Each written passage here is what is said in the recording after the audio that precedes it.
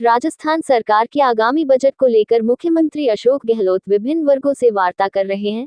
इसी कड़ी में आज मुख्यमंत्री अशोक गहलोत ने कृषि और पशुपालन क्षेत्र के विशेषज्ञों से बजट को लेकर सुझाव मांगे। अजमेर कलेक्टरेट सभागार से वीडियो कॉन्फ्रेंसिंग के माध्यम से जुड़े अजमेर डेयरी अध्यक्ष रामचंद्र चौधरी ने भी इस वार्ता के दौरान महत्वपूर्ण सुझाव देते हुए मुख्यमंत्री अशोक गहलोत का दुग्ध उत्पादक संबल योजना में 2 रुपये प्रति लीटर की प्रोत्साहन राशि दिए जाने के लिए आभार व्यक्त किया। साथ ही रामचंद्र चौधरी ने मुख्यमंत्री अशोक गहलोत से पंचायत स्तर पर पशु स्वास्थ्य केंद्र प्रारंभ किए जाने की मांग की है और जहां पशु स्वास्थ्य केंद्र कार्यरत हैं, वहां के रिक्त पदों पर डॉक्टर पशुधन सहायक और एलएसएस की नियुक्ति की मांग के साथ ही पर्याप्त संख्या में दवाओं की उपलब्धता की भी मांग की है। रामचंद्र चौधरी ने मुख्यमंत्री अशोक गहलोत से मांग की है कि राजस्थान में एक बार फिर पशु मेलों की शुरुआत की जाए और 2 वर्ष से कम उम्र के बछड़ों को इन पशु मेलों में बेचने की अनुमति दी जाए। रामचंद्र चौधरी ने मुख्यमंत्री अशोक गहलोत से आरसीडीएफ व संबंधित दुग्ध संघों में राज्य कोऑपरेटिव भर्ती बोर्ड के माध्यम से जारी भर्तियों में पदों की संख्या को बढ़ाए जाने की भी मांग की है। रामचंद्र चौधरी ने मुख्यमंत्री अशोक गहलोत का आभार व्यक्त किया है कि उन्होंने उनकी मांगों को सुना और पूरा करने का आश्वासन दिया है। माननीय मुख्यमंत्री जी भी थे, लालचंद जी कटारिया जी भी थे, डोटासरा जी भी थे और कल्ला जी भी थे और जूली साहब भी थे। उनके समक्ष सबसे बड़ी मांग मैंने ये रखी थी। पहले तो माननीय मुख्यमंत्री महोदय का धन्यवाद अर्पित किया, आभार व्यक्त किया पशुपालकों की ओर से कि उन्होंने जो 2 रुपये की सब्सिडी वापस उनकी गवर्नमेंट आने के बाद में चालू की। इस 2 रुपये के अनुदान मुख्यमंत्री संबल योजना के 2 रुपये मिलते हैं। इससे हमारा संकलन बढ़ रहा है और किसानों की आर्थिक स्थिति मजबूत हो रही है और अमूल और पायस और मदर डेयरी से कंपटीशन करने में हमको आर्थिक रूप से मददगार हुई। दूसरा, उनके सामने हमने ये मांग रखी कि जहाँ पंचायतों पे पशुपालन के जो है पशु उप चिकित्सा स्वास्थ्य केंद्र खोल रखे हैं, वहाँ पर स्टाफ होना चाहिए, वहाँ पर डॉक्टर और एलएसएस होने चाहिए।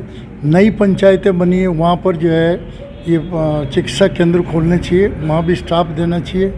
तीसरा, हमने उनसे अनुरोध किया कि मेले राजस्थान में पशु मेले भरपूर मात्रा में भरवाए जाएं और 2 साल से अधिक का जो बछड़े की उम्र है उसको बेचने दिया जाए। इससे पशुपालकों के बहुत बड़ा आर्थिक मददगार होंगे और बछड़ों की जो आवारा पशुओं की जो प्रॉब्लम है उसका समाधान होगा।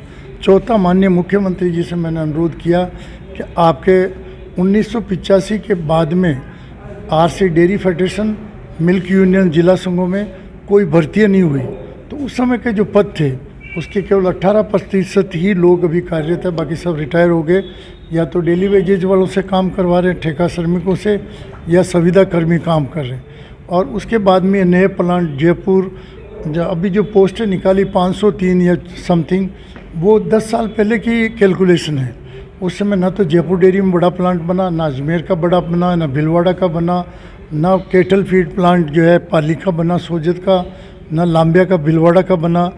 एक और गोविंदगढ़ में डेयरी जो आरसीडीएफ का पाउडर प्लांट है वो भी नहीं बना। तो इतनी पोस्टों का माननीय मुख्यमंत्री जी अभी समावेश करा दो।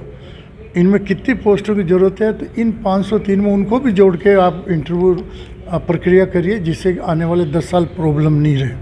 ये 4 बातें उनसे करते हुए फिर मैंने उनसे अनुरोध किया कि भारत सरकार की कुछ समस्या रख रहा हूँ, यदि आप उनको आपकी तरफ से डीओ लेटर या ज्ञापन या पत्र के द्वारा भारत सरकार का ध्यान आकर्षित करोगे तो पशुपालकों को बहुत बड़ी राहत मिलेगी। एक तो मैंने समर्थन मूल्य की मांग की है।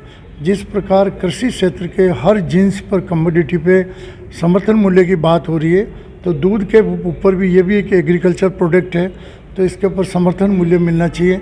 क्योंकि पशुपालन से बहुत ही भूमिहीन किसान, मजदूर और सीमांत किसान और बहुत से ऐसे जो शहरों में जो लोग हैं वो भी इस व्यवसाय से जुड़े हुए हैं, तो उनको इसका जो समर्थन मूल्य का फ़ायदा मिले। दूसरा, मैंने उनसे कहा ये भारत सरकार ने जो जीएसटी लगाई 2 साल से पहले, उस जीएसटी के कारण हमारे पशुपालकों का बहुत ज़बरदस्त मंदी का दौर आया, आर्थिक हालत ख़राब हो गई है। क्योंकि ये जीएसटी की वृद्धि से 1 किलो घी बना के बेचने पर जिला संघों को 60 रुपये का टैक्स भारत सरकार को जीएसटी देनी पड़ती है। तो ना तो वो पशुपालक को मिलती है, ना उनको जिला संघों के पास रहती है। तो ये जीएसटी कम की जाए। इसी प्रकार मोलासिस पशु आहार में जो काम आता है उस पर 28% जीएसटी लगती है।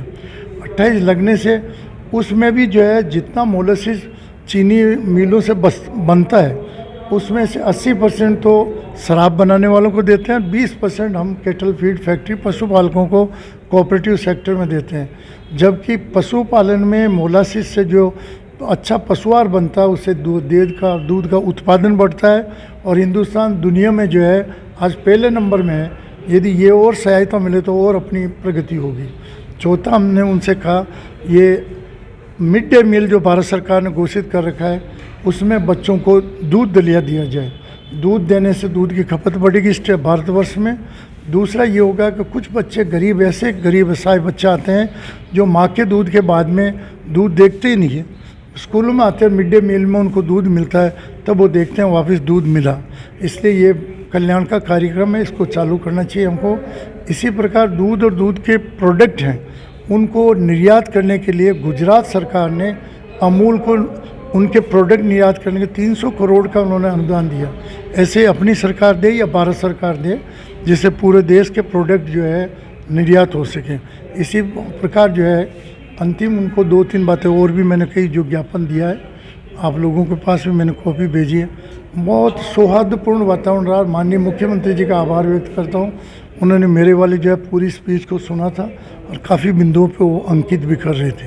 तो मुझे उम्मीद है कि पशुपालकों के लिए माननीय मुख्यमंत्री जी जो है अच्छा कदम उठाएंगे और राजस्थान पशुपालन में दूसरे नंबर पे दूध उत्पादन में हिंदुस्तान में दुनिया में फर्स्ट है। हिंदुस्तान में यूपी फर्स्ट है, यूपी में सेकंड नंबर जो है, उसके बाद में राजस्थान है, राजस्थान में सेकंड नंबर हम है। तो उम्मीद करें कि अजमेर का रिकॉर्ड बहुत अच्छा बनेगा और आप लोगों के सहयोग कोऑपरेशन के लिए धन्यवाद।